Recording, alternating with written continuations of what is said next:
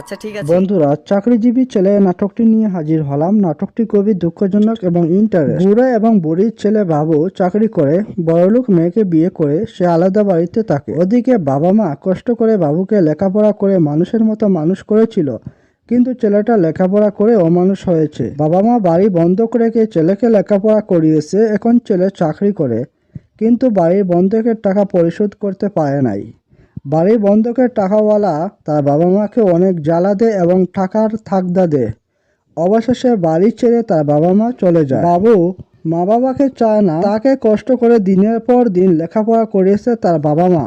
এখন সে শ্বশুর শাশুড়িকে ভালোবাসে, শ্বশুর শাশুড়ির কথা মতো সে চলে এবং তার বউয়ের কথায় চলে।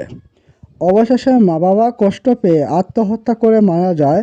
মারা যাওয়ার সময় বাবুর উদ্দেশ্যে একটা চিঠি লিখেছিল। বাবু তার মা বাবা মারা যাওয়া শুনে তার মা বাবার কাছে চলে আসে এবং চিঠিটা পেয়ে সেও কষ্ট পায়।